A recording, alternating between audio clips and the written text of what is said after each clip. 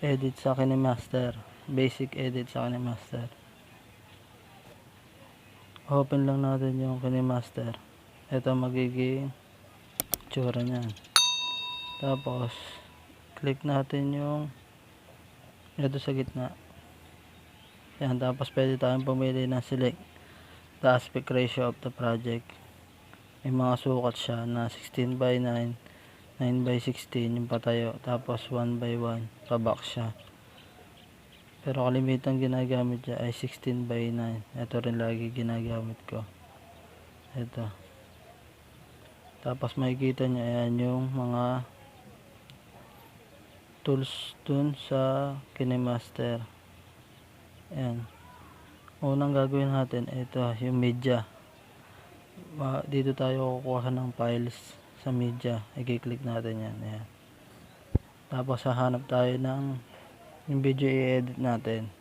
Meron ako dito sample kanina. Yung gagawin natin yung kami ng anak ko ay nag-swimming. Ito. Yan. Una kuha tayo ng ito muna. Yan. Tapos check natin. Yan. Tapos i-balat natin dito. Tapos ito yung pang-play. Ayan po siya. Play na po. Tapos pag magdadagdag tayo ng video dito ulit sa media, dagdag natin yung isa para makita natin yung paano i-edit siya. Ayan, check ulit. Ayan guys, medyo mahaba. Ngayon makikita nyo dito may partition siya dun sa pangalawang video. Ito guys, pwede nyo siyang lagyan ng yung bang pampaganda ng lipat ng video. Ito ganito, marami siyang mga iba-ibang style ba. Ayan. Pero kalimitan ginagamit ko yung mga simple lang. Ito ganito. Ayan. Ayan. I-apply natin. Ayan. Mga kalimitan lang ginagamit. Kayo kung gusto nyo, kung ano yung gusto nyo gawin na style, marami yan dito pagpipilian. Tapos yung mismong video pwede nyo rin siyang lagyan ng para mapagyan ng style, para mapaganda nyo. Ito, ganito, click graphics,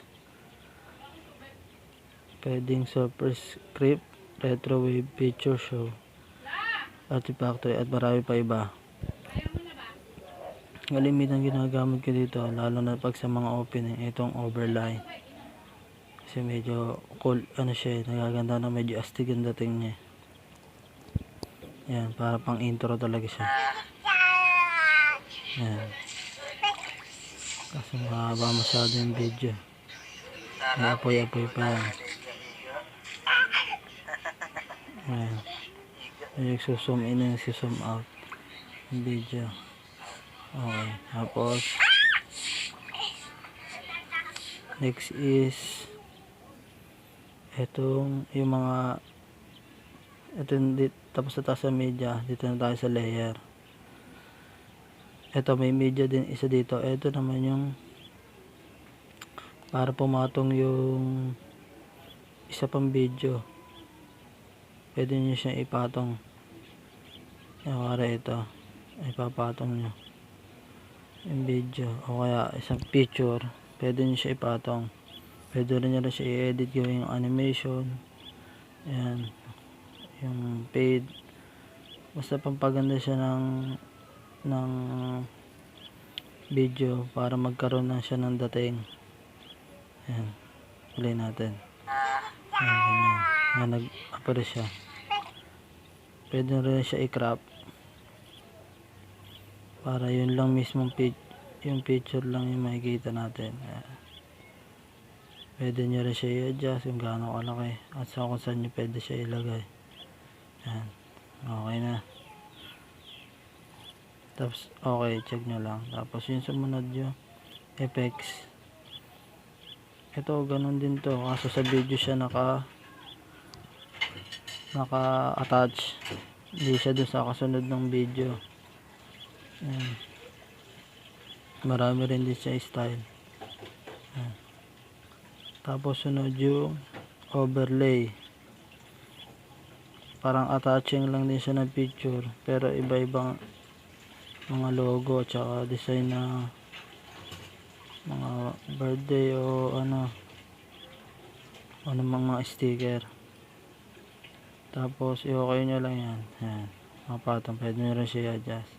Welcome 2020. Tapos sunod ang text. Ayan, pwede nyo maglagay ng kung gusto nyo anong pangalan.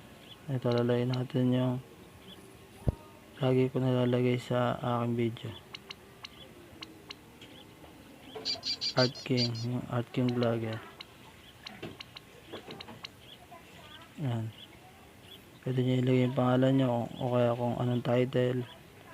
Tapos pwede nyo rin siyang baguhin yung lettering kung anong gusto nyo, pati kulay. Ayan, baguhin nyo, kayo masusunod, bahala kayo, bahala sa buhay nyo. Hindi nyo. Tapos pwede nyo rin siyang lagyan ng animation, pa-fade. Kalimitan ginamit ito drop. Yan, drop, mas maganda kasi siya. Ayan, hindi siya makita kasi may dilaw. Tapos sunod ang handwriting. Ito parang pampirma lang to, ano mo gusto nyong handwriting yung sulat. Yan, gamitin nyo, pero bihira ako gamitin yan, pampirma lang siya. Tapos sunod yung voice, pang voice over lang to. Kailangan ano, kuwari walang sound yung ano nyo, pwede siya i-voice over. Tapos yung sunod yung audio. Ito yung background music nya, yung pampakwela ba na ano, may music din dito, yung mga style na mga tatawa, nagbubu, nabate. Tapos dito rin yung background music, nandito lahat. Basta yung pampaganda ng sound, mga sounds effect, nandito lahat. Basta kalikutin nyo lang, kayo na bahalang maano nyo naman yan eh, madidiscover nyo naman yan pagka kinalikot nyo, nakalilikot yan eh. Okay, yan, okay na tayo, tapos na. Tapos yan, pwede na natin ituro ko na yung mga basic na ano dito, option ng app natin. Tapos itong video pwede nyo rin siya i-cut. Yan, may kakaroon siya ng partition. Ayan, pwede nyo rin siya i-adjust yung bilis, kung gaano kabilis o kabagal, depende sa gusto nyo. Ayan, pwede nyo rin siya i-adjust yung sounds ng mismong video. Dito yung adjustan nya. Yan, tapos kalikutin nyo lang, mas marami pa dyan. Tsaka dito sa mga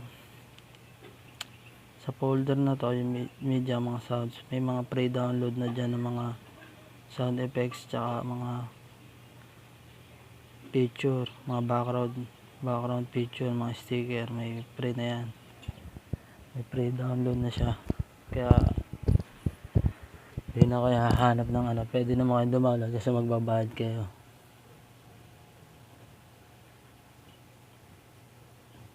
Ayan, sample clip na ginawa ko. Makikita nyo, yun yung kanina nagawa ko clip. Ganyan lang po siya kasimple yung clip na yan.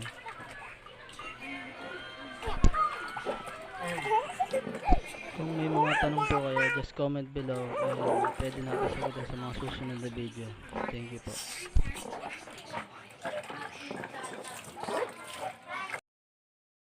Save po kayo, click nyo lang po yung export, pa-click po ang subscribe button sa baba and pahit na rin po ng notification bell para lagi po kayo updated. Salamat po.